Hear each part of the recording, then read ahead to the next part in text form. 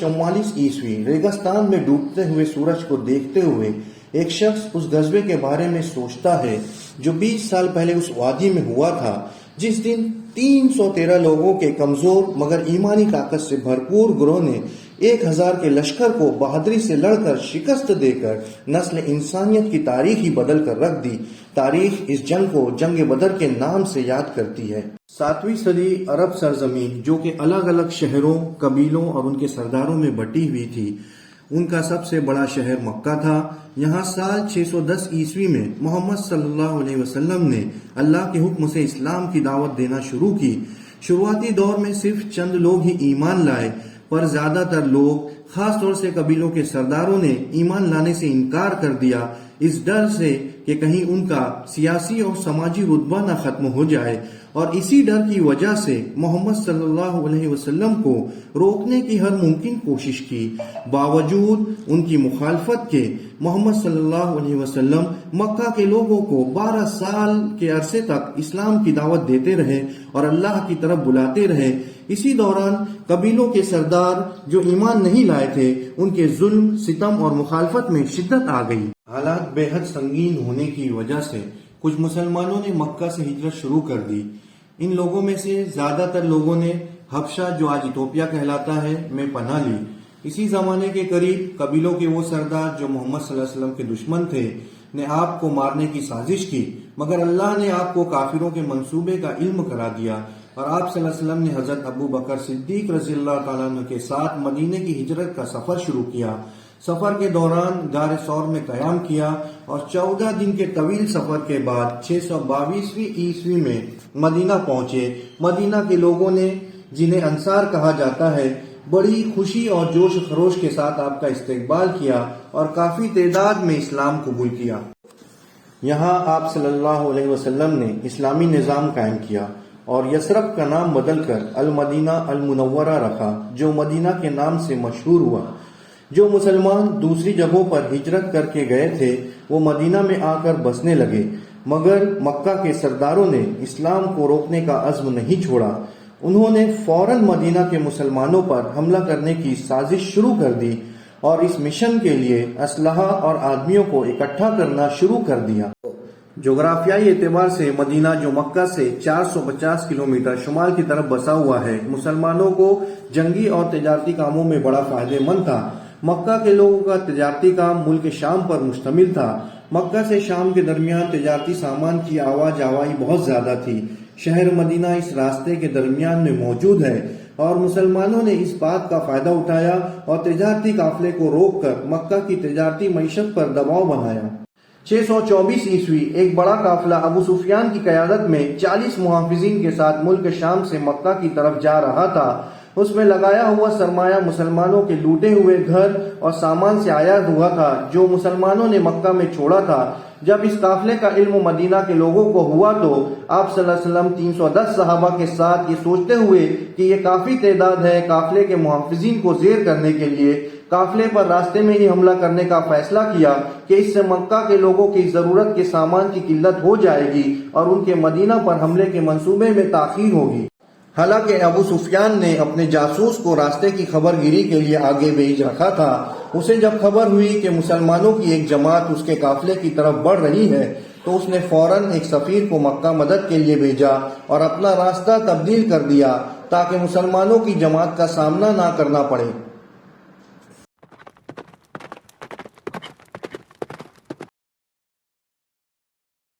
جب مکہ کے لوگوں کو ابو سفیان کی خبر ملی تو مکہ کے سرداروں نے تقریباً 1000 لوگوں کا لشکر اکٹھا کیا اور قافلے کو بچانے اور مسلمانوں کو شکست دینے کے لیے مدینہ کی طرف روانہ ہوئے۔ اسی دوران ابو سفیان مکہ کی سمت دوسرے راستے سے بڑھتا رہا۔ یہاں مسلمان اسے روک نہیں سکتے تھے۔ جب مسلمانوں کو خبر ملی کہ ایک بڑا لشکر مکہ سے مدینہ کی طرف بڑھ رہا ہے تو مسلمانوں کے لیے حالات تشویشناک ہو گئے، کیونکہ وہ اتنے بڑے لشکر کا سامنا کرنے کے لیے تیاری سے نہیں تھے۔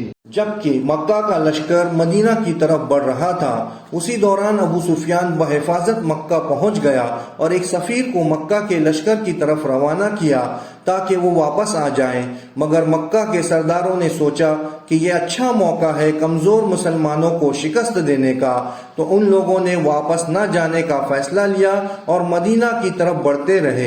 مسلمانوں کے خیمے کی حالت نازک تھی۔ مسلمانوں کو دشمن کے لشکر کے آگے بڑھنے کی خبر ہو چکی تھی۔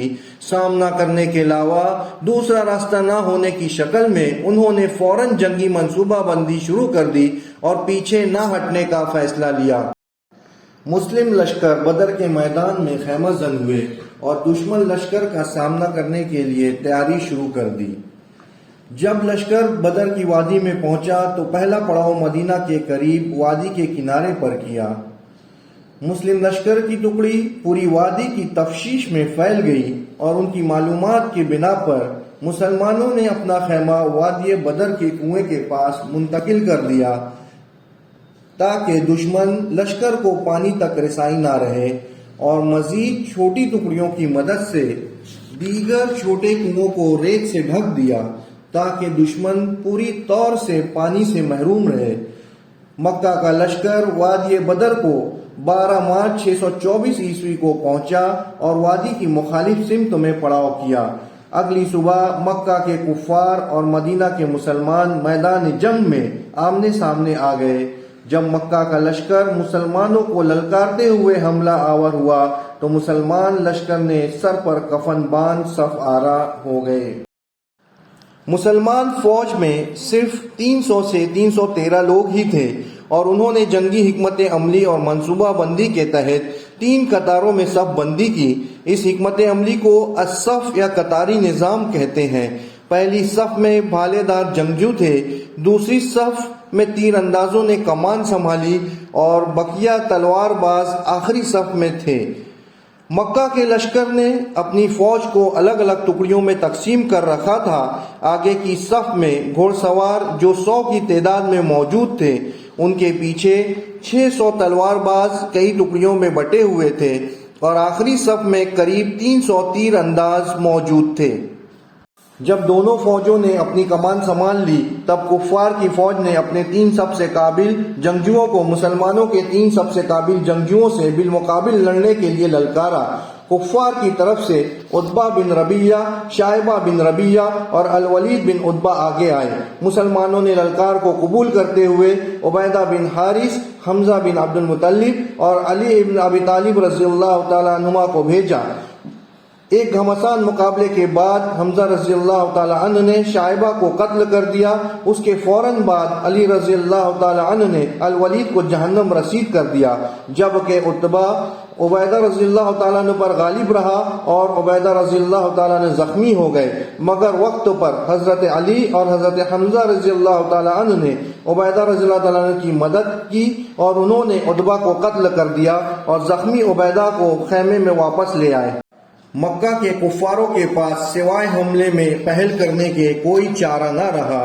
اس سے پہلے کہ ان کے جنگجو ہمت ہار جائیں، کفار فوج اپنی پوری شدت سے مسلم فوج کی دفاعی قطار پر حملہ آور ہوئی، مگر مسلمان فوج کے نیزہ برداروں نے کفار فوج کو آگے بڑھنے سے روکے رکھا اور بر وقت مسلمان تیر اندازوں کے حملے سے کفار فوج کے گھوڑ سواروں میں افراتفری مچ گئی۔ اسی کی وجہ سے گھوڑ سواروں کو پیچھے ہٹنا پڑا، مگر کفار فوج نے ہمت نہیں ہاری اور دیگر کفار فوج نے کمان سنبھالی اور مسلم دفاعی قطار پر پورے زور کے ساتھ دوبارہ حملہ آور ہوئے۔ مسلم فوج کی دفاعی صف نے ایک بار پھر منہ توڑ جواب دیا۔ اسی اثنا میں تیر اندازوں نے حملہ کرتے ہوئے کافی کفار فوجیوں کو زخمی اور قتل کر دیا۔ جنگ کے اس مرحلے پر کفار فوج کا سردار ابو جہل مارا گیا۔ ابو جہل کے مرنے کی خبر سے کفار فوج کے قدم اکھڑ گئے اور انہوں نے بھاگنے میں ہی اپنی عافیت سمجھی، مگر مسلم فوج کفار فوج کو دوڑا دوڑا کر مار رہی تھی۔ اسی دوران ایک اور سردار امیہ بن خلف بھی مارا گیا۔ یہ وہ جھٹکا تھا جس نے کفار فوج کی کمر توڑ کر رکھ دی۔ اپنے سرداروں کو مرتا ہوا دیکھ اور مسلم فوج کے جوش سے کفار خوفزدہ ہو گئے اور ان کی ہمت جواب دے گئی اور وہ ادھر ادھر میدان جنگ میں اپنی جان بچا کر بھاگنے لگے۔ مسلم فوج ان کا پیچھا کرتے رہی اور کفار کا جانی و مالی نقصان کرتے ہوئے جتنے لوگوں کو قتل کر سکتے تھے قتل کیا اور جتنے لوگوں کو قید کر سکتے تھے قید کر لیا۔ جب جنگ کا غبار چھٹا تو ناقابل یقین طور پر مسلم فوج کا پرچم کامیابی کے ساتھ میدان جنگ میں لہرا رہا تھا۔ حالانکہ کفار کی فوج مسلمانوں کی فوج سے 3 گنا زیادہ تھی، مگر مسلمانوں کے جانفشاں جذبے اور دین اسلام اور آپ صلی اللہ علیہ وسلم سے محبت کو نہ ہرا سکی۔ کفار فوج کے 70 لوگ مارے گئے اور اتنے ہی لوگ قیدی بنائے گئے۔ حالانکہ مسلم فوج کے 14 صحابہ بھی اس غزوے میں شہید ہوئے۔ مکہ کے کفاروں سے مسلمانوں کی یہ واضح جیت نے پورے بحر عرب میں اپنے آپ کو ایک طاقت کے طور پر ثابت کیا۔ اس جیت نے مسلمانوں کو مدینہ کے اطراف میں اپنا اثر و رسوخ بخشا اور اسلام کے پھیلنے کے راستے ہموار کر دیے۔ جنگ بدر کے بعد سے کفار مکہ مسلمانوں سے ڈرنے لگے اور دھمکیاں دینے سے باز آ گئے۔ یہ جیت چند صدیوں میں مدینہ سے اسلام کے پورے عالم میں پھیلنے کا ذریعہ ہوئی، مگر یہ ایک اور داستان ہے پھر کبھی۔ اللہ حافظ۔